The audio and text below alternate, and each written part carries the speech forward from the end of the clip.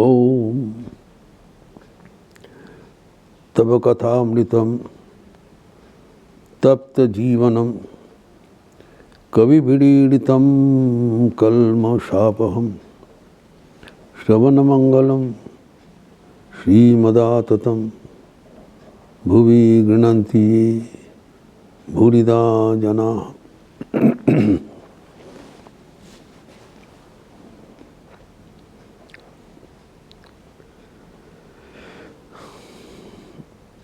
भगवान विष्णु के नवम अंशावतार महाराज पृथु का बात चल रहा था।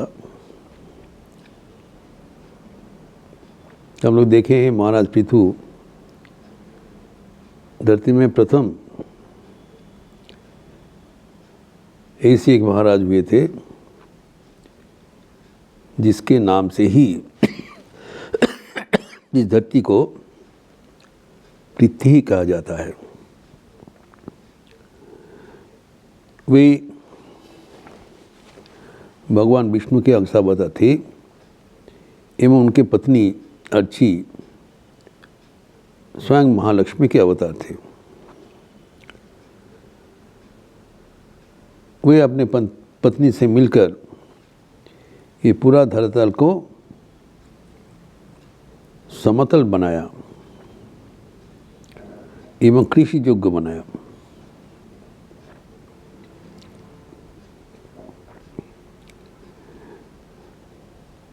वे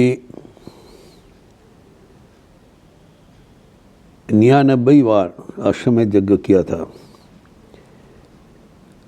सब यज्ञ पूरा करने का उनका संकल्प था, लेकिन आखिरी यज्ञ में देवराज इंद्र बारंबार बाधा डाला, लेकिन सफल नहीं हुआ। अंत में वे 100 अश्वमेध यज्ञ पूरा कर दिया एवं धरती का महासम्राट बना था।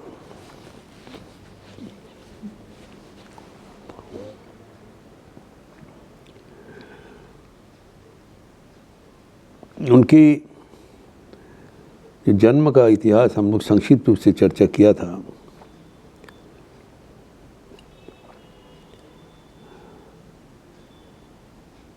महाराज अंग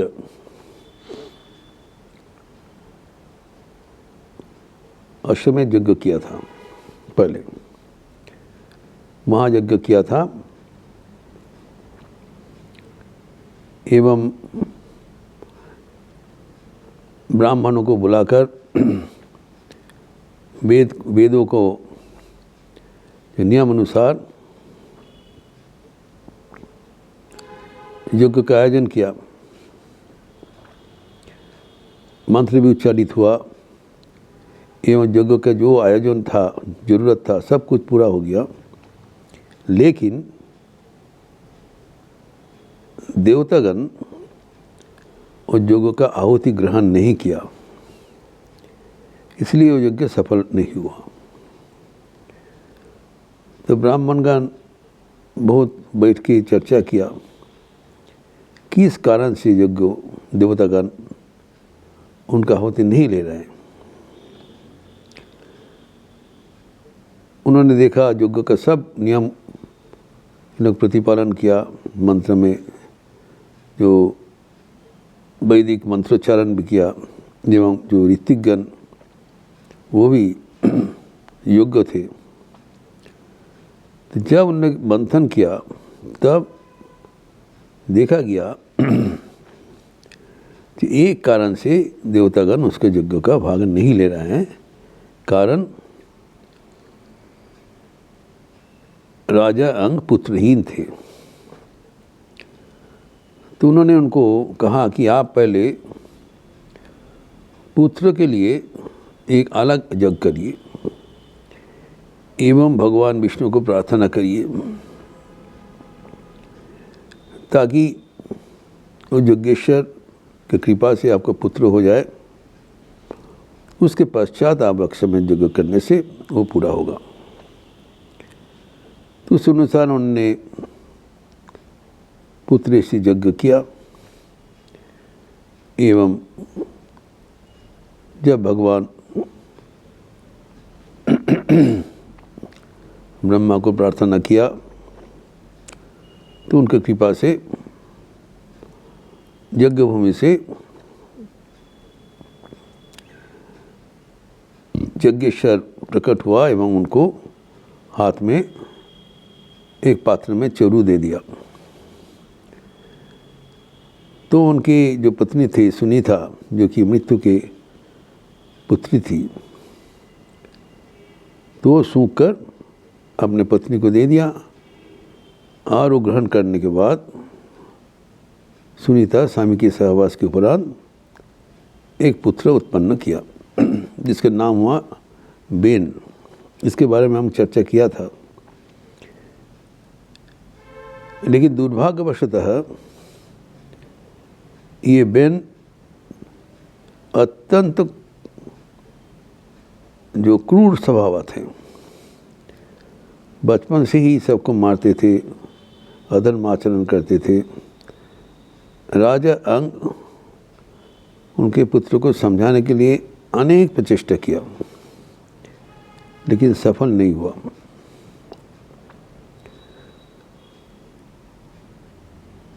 तब उन्होंने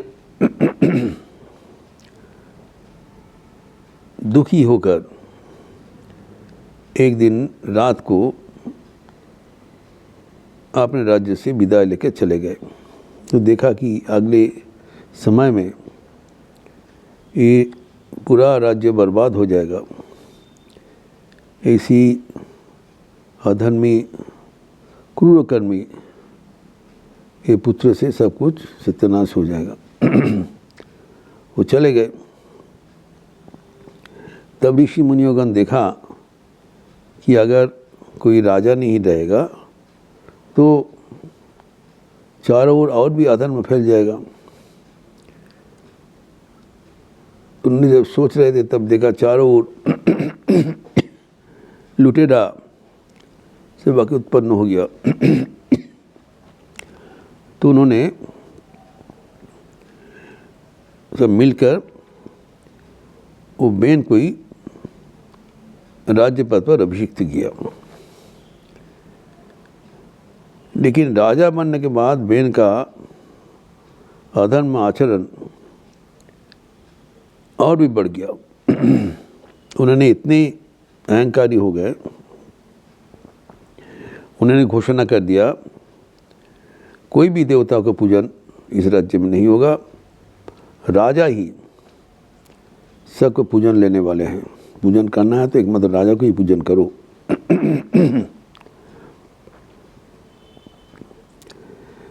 एवं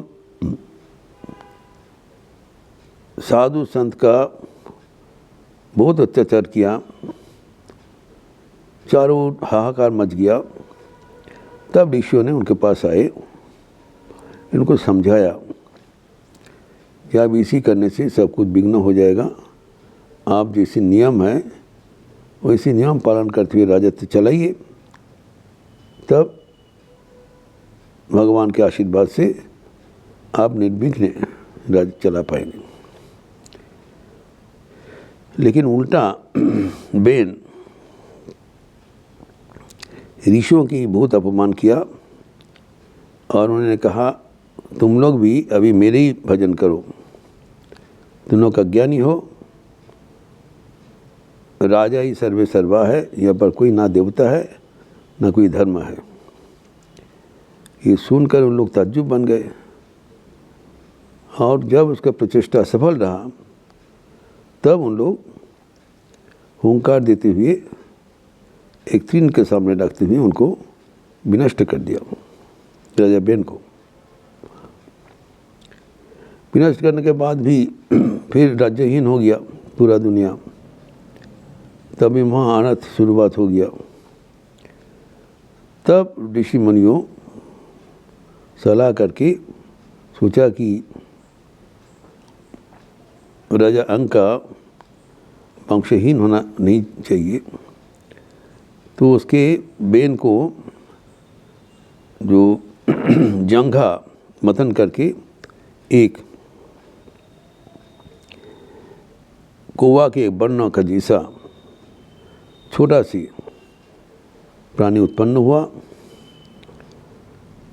तो उत्पन्न होकर ऋषियों से पूछा मैं क्या करूं? तो उनको कहा तुम निषाद हो और तो यहाँ ही रहो। तो बाद में वो छोटा आकृति का कृष्ण बनना, वो जो प्राणी, उसको निषाद कहा गया है। वो बेन के सारे पाप कर्म अपने लेकर निकल गया। इसलिए कहा जाता है निषादगण अभी भी हिंसा का कर्म करते हैं और विचरण करते हैं संसार के बाहर। तब सृष्टि को रक्षा करने के लिए ऋषिगण, क्योंकि बेन जब मृत हो गया, उनके माता सुनीता उसको शरीर को रक्षा किया, उसकी हिफाजत में था। तो शव का दक्षिण नक्षत्र से उन लोग मंथन करके एक जोड़ी प्राणी उत्पन्न हुआ। जो पुरुष जो हुआ था उसका नाम इन लोग रखा पृथा, एवं जो नारी उत्पन्न हुआ उसका नाम रखा अर्ची। तब उन लोग आश्चर्य का देखा कि पृथा का हस्तरेखा में स्वयं भगवान विष्णु का हस्तरेखा उनका मिल रहा है। अर्थात उन लोग को पता चला ये स्वयं विष्णु नवम अंशावतार होकर पृथ्वी रूप से उत्पन्न हुआ, एवं उनके जो शक्ति महालक्ष्मी यही अर्ची रूप से के साथ आए। तो परवर्ती काल में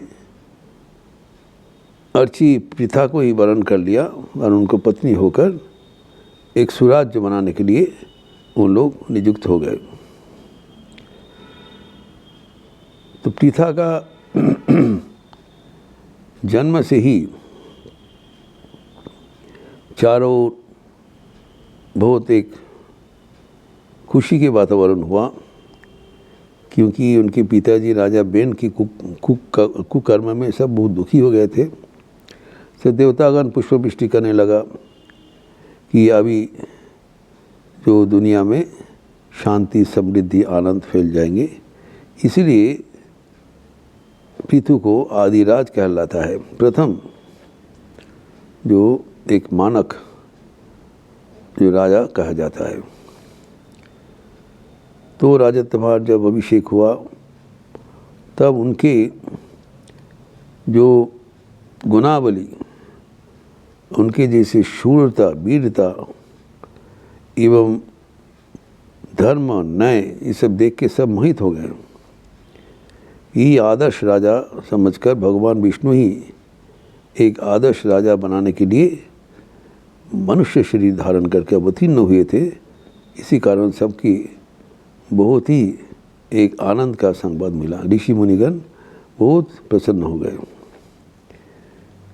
तो ये जो राजा पृथु एवं उनके पत्नी अर्ची का जो जीवन काल में उन लोग जितना कार्य किया था वो वंदनीय है, लक्षणीय है एवं पालनीय है।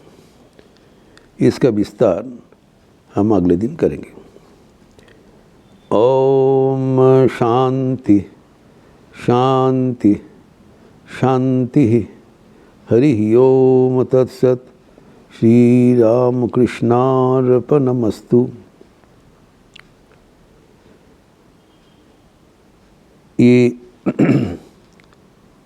भगवान का अंशावतार जब हम चर्चा करते हैं तो हम देखते हैं कि भगवान हर पल में सृष्टि को रक्षा करने के लिए कितने सक्रिय रहते हैं।